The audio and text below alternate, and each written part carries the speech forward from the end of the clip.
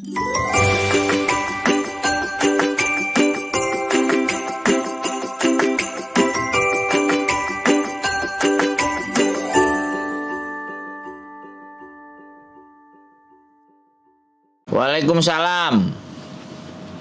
Halo Mas, aku Okta dari Jatim. Kenapa Mbak? Nggak usah disebutin nama, ini masuk konten YouTube soalnya Mbak. Oh gitu toh, Mas, titut ngono ae. Ya, kesuwen ngeditnya, kita nggak pakai edit semua langsung naik ngono loh Mbak. Gimana? Sampean ngomong apa wes? Oh, gini, saya kan di sini baru 5 bulan ya Mas ya. Nah, terus bulan Maret kemarin saya itu udah mengajukan notis ke majikan. Nah, majikan nggak terima. Sebelum itu tuh saya udah ngirim ke imigrasi dulu suratnya. Majikan tetap kekeh nyuruh saya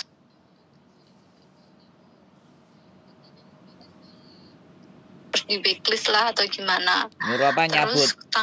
Suruh nyabut? Iya, bukan nyuruh nyambut, dia tetap kekeh nyuruh sampai 2 tahun.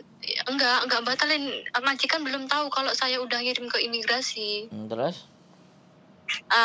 Intinya majikan nyuruh saya sampai 2 tahun. Nggak boleh mutus kontrak. Kalau kamu mutus kontrak, kamu nanti didenda sekian ribu, terus sama di backlist. Saya di situ bilang nggak apa-apa, kalau mau di backlist silahkan, aku bilang gitu. Terus kamu nggak baca kontrak ya, kontrak kamu tuh 2 tahun, kamu di sini baru 4 bulan, kok udah notice intinya gitu. Terus surat yang aku kasih ke majikan itu dibawa anaknya majikan. Nah, kemarin tanggal 24 itu saya ngasih surat balasan dari imigrasi kan ke majikan. Majikan saya itu kan nenek umur 92 tahun. Jadi dia mungkin kayak kurang paham atau gimana, saya nggak ngerti. Cuma dia diem. Terus saya kirim ke anaknya, saya WA, saya bilang, ibumu ngomongi gak lek wis enek surat sangko imigrasi, cuma dibaca aja nggak dibales. Terus akhirnya saya memberanikan diri, saya WA, saya ngirim surat balasan dari imigrasi, saya kirim ke anaknya. Terus saya bilang gini, saya harus pulang, saya harus keluar dari rumah majikan sesuai tanggal dari imigrasi tanggal 10. Saya harap Anda mengerti keadaan saya, posisi saya gitu kan. Anda tahu sendiri keadaan ibu saya di rumah seperti apa, saya bilang gitu. Terus sama majikan tetap gak dibales. Terus saya WA ke agent, saya bilang ke agent kalau saya itu pengen pulang sesuai dengan batas akhir notis lah intinya gitu. Terus agent itu telepon anaknya majikan, bukan ke majikan saya. Intinya kamu nggak bisa notis, kamu nggak bisa pulang. Kalau kamu tetap pulang, majikan kamu nuntut kamu. Saya tanya, nuntut masalah apa? Bilang gitu kan. Ya karena kamu sudah berbohong, kamu nggak jujur masalah sakit kamu kan, bilang gitu. Saya kan sering sesek Mas, dada saya itu kalau musim dingin kayak gitu kan. Nah, dari awal di sini itu saya tuh saya jarang libur, setiap minggu libur, setiap hari Selasa itu libur, tapi saya tuh tidak diizinkan pulang, nggak diizinkan libur keluar gitu, nggak boleh. Jadi saya itu libur disuruh di rumah aja gitu loh. Nah, setelah 2 bulan di sini, saya memberanikan diri WA ke anaknya. Saya bilang, saya mau keluar, saya mau ketemu tante saya mau ngambil obat saya karena saya sering sesek, aku bilang gitu kan. Baru boleh diizinkan gitu loh lah. Terus ibu saya kan di rumah ini posisinya juga sakit kan. Saya ingin pulang kemarin, alasan saya di surat notis itu yaitu saya pengen pulang karena ibu saya sakit dan saya juga sering merasakan sesek. Alasan notis saya juga seperti itu. Nah, di situ majikan juga melihat kondisi ibu saya kan, keadaan ibu saya seperti apa. Majikan bilang gini, anaknya bukan majikan ya, anaknya majikan bilang gini, ini nggak apa-apa, ini cukup kamu kirim uang aja, bilang gitu. Ya, saya kaget dong kan, mungkin orang Hongkong nggak seperti orang Indonesia lah Mas ya. kalau orang Indonesia kalau ada ibu kalau bisa ya dirawatlah seperti itu. Nah ini majikan tetap kekeh mau nuntut saya, itu gimana Mas? Nuntut apaan, Mbak? Gara-gara saya bohongin masalah penyakit saya. Loh kok kamu waktu interview kamu sehat, kok kok kok sakit nuto, kamu nggak bilang jujur sama saya kalau kamu sakit, bilang gitu. Yang dituntut itu kenapa saya berbohong masalah penyakit saya itu loh Mas. Sekarang gini ya Mbak, kan ada medical Iya. loh. Iya. Nah hasilnya medical bagaimana? Kenapa kok medical memberikan izin untuk berangkat? Selama PT mengizinkan berangkat ya sampean nggak bisa disalahkan loh. Disalahkan PT Nah, kok. Kan saya sudah medical Nah. sama PT dan saya medical berbayar kan. ya makanya itu. Ya terus gini Mbak, dengerin. Iya. Sampean kan nanya nih, sampean nanya opo ngasih Iya. tahu saya. Kalau sampean nanya, saya yang jawab. Nanya. Tapi kalau sampean Iya, ngasih nanya. tahu saya dengerin terus sampai habis. Oh iya maaf Mas, maaf. Iya enggak? Karena soalnya gini loh Mbak. Iya. Sampean ini orangnya ngeyel, ngerti enggak? Nggih. Karakternya sampean itu ngeyel. Jadi pada saat orang itu kalau sudah cara berpikirnya itu ngeyel, cara berpikirnya itu ndak terima, ya kan? Ya saya nggak ngerti keadaan dan kondisi orang tua sampean memang sakit atau semuanya dan kondisi fisik sampean juga sakit atau gimana. Tapi setidaknya Hongkong itu keras. Kalau kita itu asal-asalan, kita kelihatannya yang terjadi akan seperti ini. Saya tidak akan membela majikan, saya juga tidak akan membela sampean, tapi saya mau mendudukkan persoalan ini pada semestinya. Peraturan Hongkong, siapapun yang mau menghentikan kontrak, entah itu majikan, entah itu sampean, ya CC, itu semuanya punya hak prerogatif, punya hak mutlak. Mau itu alasannya sakit, mau itu alasannya orang tua, sampean alasannya secret reason, alasan rahasia itu pun boleh. Jadi alasan apapun itu boleh, Mbak, untuk memutuskan kontrak. Tapi konsekuensi atas memutuskan kontrak, nah itu kalau 1 month notice ya sudah, surat hari ini bulan depan baru keluar dengan gaji masih utuh dan tiket pesawat harus diberikan dari majikan. Itu seperti itu.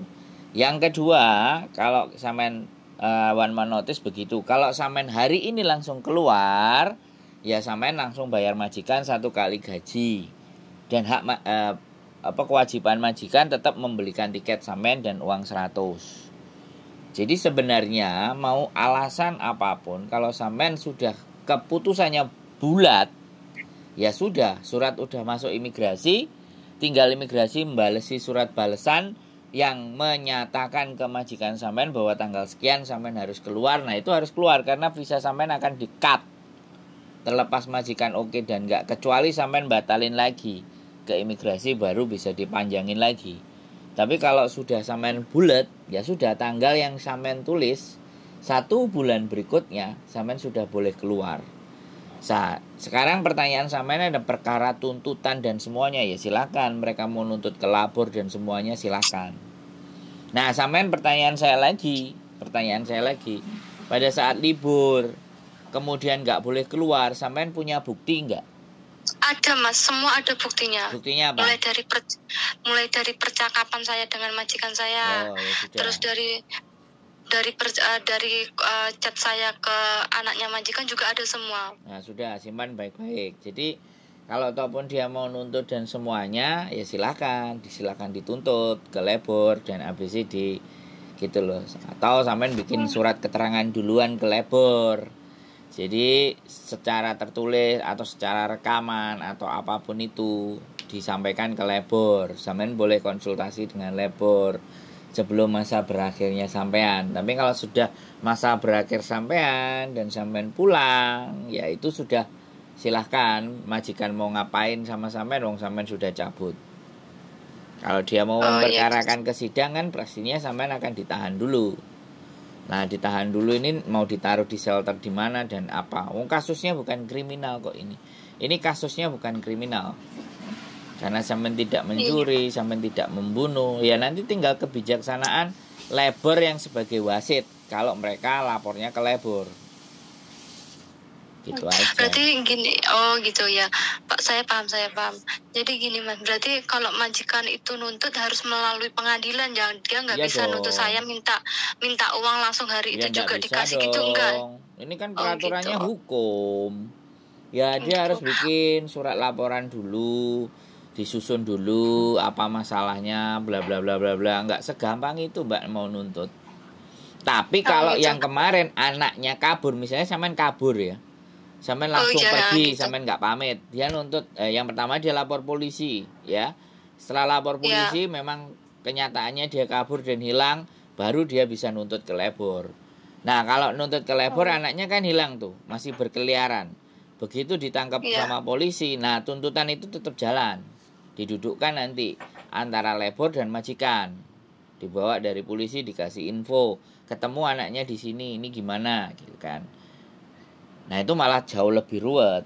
Tapi selama sampai nggak kabur di situ, kalau dia mau tuntut, mau ajukan ke pengadilan dan apapun ya sudah, silakan. Nah sampean kalau misalnya sudah masuk ke pengadilan, nah di situ ditahan. Nah di situ sampean akan ditahan. Nggak tahu nanti sampean tinggal di mana, tapi kita ada. Tinggal bukti-buktinya aja. Tinggalnya gampang, karena kita juga lagi nyari masalah ini, nyari kasus. Nah kebetulan sampean punya masalah kan kayak gitu.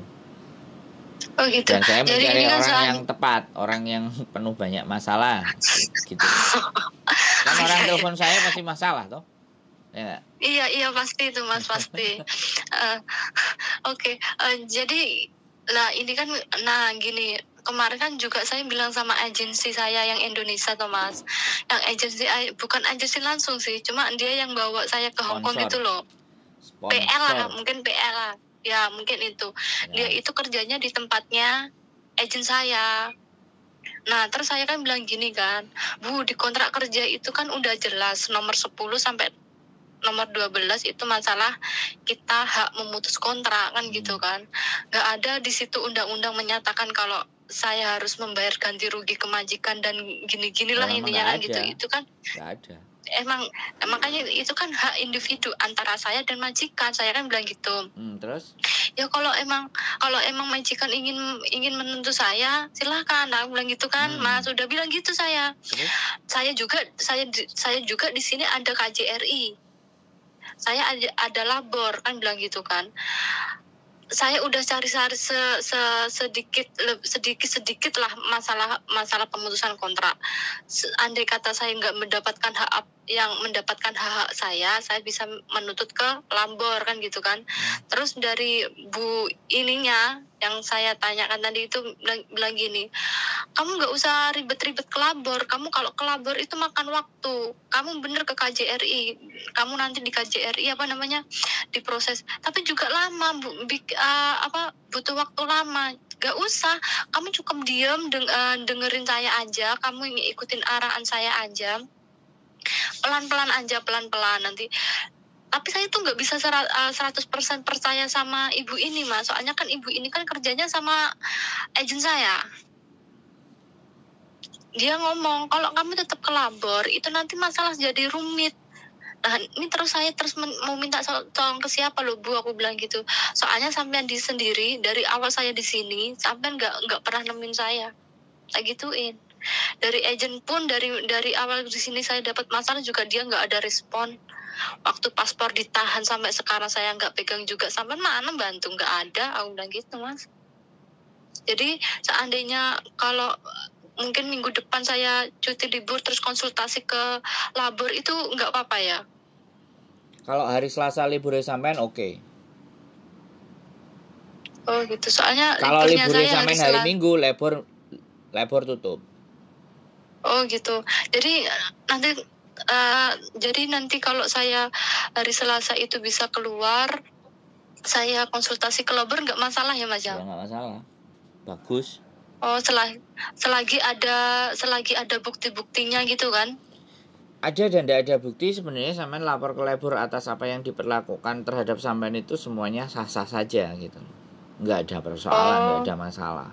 Intinya sampean menurut saya itu ya putus kontrak ya putus kontrak, nggak udah masalah. Cuman kadang-kadang gitu. sampean sendiri yang khawatir ini begitu diomongin Iya, dituntut dan iya, apa-apa jadi sampeannya wis bingung nggak karu-karuan. Iya, benar-benar Mas. Soalnya ya itu tadi kayak dari segi agent sama agent saya itu. Sampean nggak usah ceritain itu semuanya sama saya. Kasusnya sampean itu kan udah komplit, udah jelas bahwa sampean itu khawatir toh. Iya. Sampean itu takut toh. Kita ambil kesimpulan Iya. aja. Nek sampean cerowitain kronologisnya itu bisa 30 menit saya dengerin kronologisnya sampean. Padahal intinya itu cuma satu, sampean itu takut, sampean itu khawatir dan bagaimana menghadapinya kan itu toh intinya. Iya, intinya itu. Saya beda. Kalau ngobrol sama saya beda. Jadi saya tidak akan mengikuti alur sampean. Bisa dipahami nggak? Iya. Paham. Selama saya udah tahu poinnya, udah ya kita fokus pada poinnya. Oh iya. Jadi sampean itu takut, sampean itu khawatir. Nah, yang harus diperbaiki ya bagaimana supaya sampean nggak takut dan bagaimana nanti alurnya kan seperti itu tuh yang kita bahas. Jadi jangan sampean cerita lagi semuanya. Sampean baleni 20 kali. Saya bukan artinya ya enggak bagaimana dan seperti apa. Bukan saya nggak mau berlama-lama ngomong, bukan. Tapi saya lebih fokus kepada intinya masalahnya sampean itu kemana. Masalahnya sampean itu kan libur nggak boleh keluar ya kan, satu itu. Terus yang kedua adalah sampean sudah memutuskan mau cabut gitu kan. Nah masalahnya sampean itu. Lah kalau sampean ke labor ya tidak ada masalah, sampaikan semuanya reasonnya gitu loh. Jadi tapi kalau misalnya majikan tidak ada tuntutan, ya sudah nggak ada masalah gitu loh. Intinya menurut saya ini persoalan yang sangat biasa, ya persoalan sangat biasa. Karena sampean baru, jadi rasanya kayak khawatirnya gak karu-karuan gitu loh. Bener Mas, bener pikirannya wis ambrul adul lah lek jarene wong Jawa. Itu yang menyebabkan sampean bolan baleni cerita gitu loh. Jadi nek bolan baleni cerita iya wong sing sampean gak ngomong mesti mumet ndase, sampean puter-puterno, tapi karena saya enggak mau diputer-puterno tak stop. Stop. Kita fokus pada solusi. Kalau sampean libur mau ke labor silahkan ke labor ya. Terus memastikan lagi kalau tanggal berapa sampean keluar, kalau ada surat balasan dari imigrasi ada, kan tanggal sudah. 10. Ya sudah, tanggal 10 sampean memang harus packing persiapan semuanya. Dan ingat satu lagi, karena ini terjadi perselisihan saat sampean keluar rumah, ya kan? Saat sampean keluar rumah, sampean harus punya saksi untuk majikan ngeledahin semuanya apa yang ada dalam koper sampean. Saksinya ya telepon polisi berarti. Kalau dia marah-marah atau nggak terima, dan paspornya kan masih dipegang dia kan? Iya, ditahan dari awal. Nah, makanya nanti kan sampean nggak bisa ngambil paspor kalau tanggal 10 terus 14 hari masa penyelesaian itu kan. Nah, langkah-langkah yang akan kita lakukan ya pada saat sampean mau keluar, telepon polisi karena paspor dipegang majikan ya.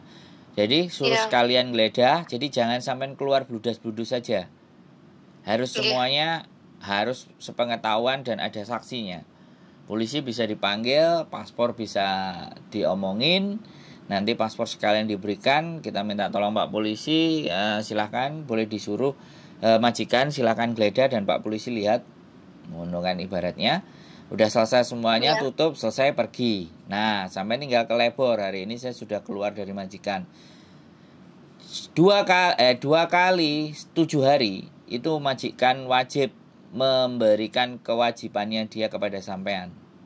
Seperti itu, menyerahkan uang tiket, tiket uang 100 ya, seperti itu.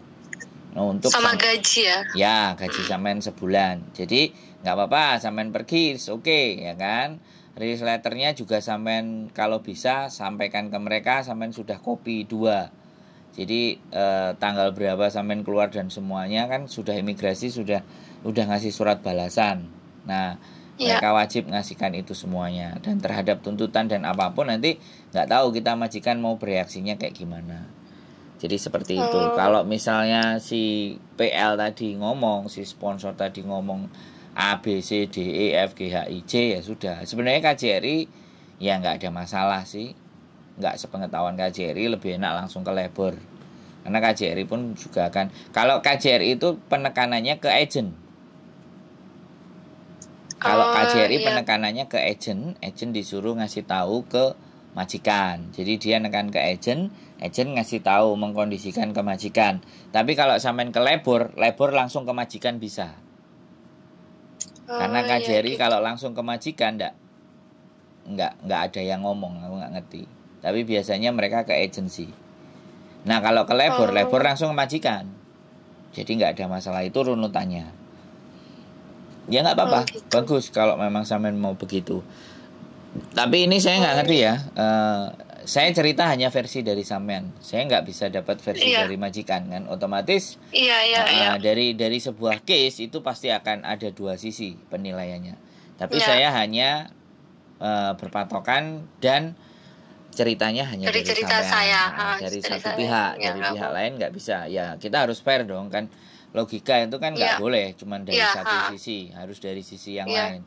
Dari sisi majikan bagaimana dan seperti apa gitu loh. Nah kalau sampean punya masalah penyakit dan ABCD, kan sebelum berangkat sampean medikal. Nah dinyatakan medikal sebentar, medikal dinyatakan tidak ada masalah, artinya ya tidak ada persoalan. Kalau sekarang sampean dituduhnya bohongi dan ABCD, ya dia suruh nuntut PT yang memberangkatkan sampean, kan sudah ada bukti medikalnya gitu.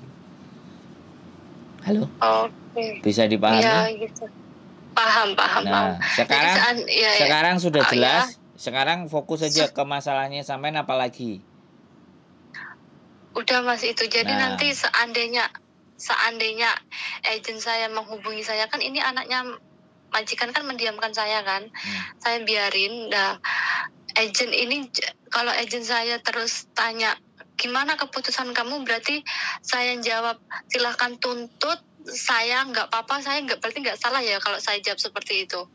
Iya, apa yang kamu mau lakukan monggo silahkan kan gitu. Intinya saya ingin mengakhiri kontrak ini secara sepihak karena saya punya hak. Gitu aja tuh. Oke. Jadi nggak ada masalah. Dia mau melakukan A, B, C, D, E, F, G silahkan, nggak apa-apa. No problem. Dia anaknya itu tidak ada urusan sama sampean. Yang berurusan adalah yang bertanda tangan. Yang bertanda tangan maknya. Ya urusannya maknya. Bisa dipahami nggak? Yang bisa berurusan sama sampean itu ya maknya. Yang tanda tangan itu. Iya. Jadi seperti itu ceritanya. Dan banyak berdoa dan uangnya jangan dikirim ke Indonesia semuanya karena sampean lagi kasus. Iya Mas. Jangan cuman mengharapkan gaji yang besok mau datang.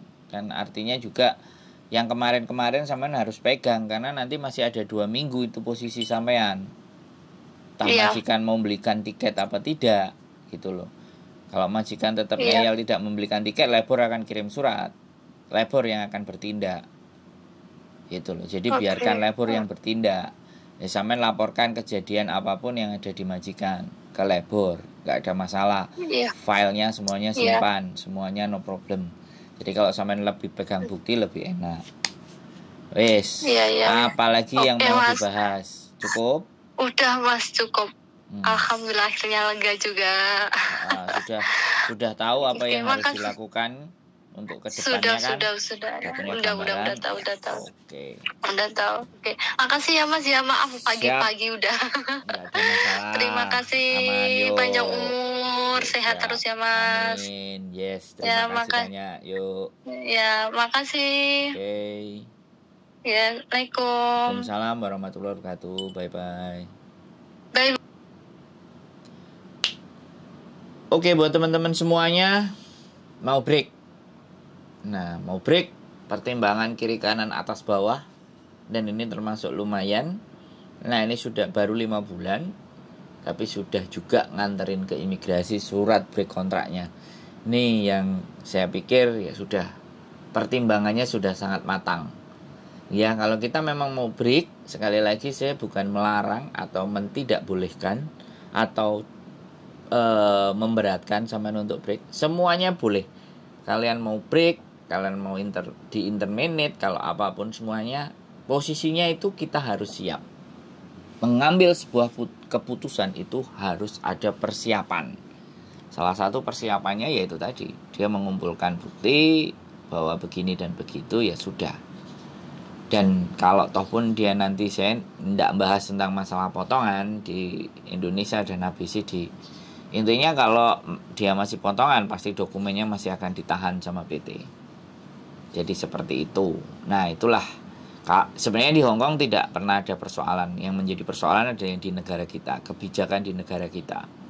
Karena PT adalah pihak swasta yang diberikan kepercayaan oleh pemerintah untuk melakukan proses. Jadi pemerintah itu hanya mengawasi dan memberikan peraturan saja. Tapi prakteknya, pelaksanaannya itu diserahkan kepada pihak swasta. Nah, begitu ceritanya. Makanya sebenarnya kalau teman-teman itu punya surat-surat hutang yang dari Indonesia yang datang ke rumah majikan, itu sebenarnya kalau dikumpulin semuanya, kita bisa speak up kan, kita bisa naikkan. Ya, kita bisa bahas sampai habis-habisan di konten supaya itu bisa naik ke atas dan kita sesuaikan dengan peraturan pemerintah terhadap sebuah potongan. Jadi seperti itu. Oke, teman-teman semuanya, keep stay tune my YouTube channel and see you next video. Bye bye.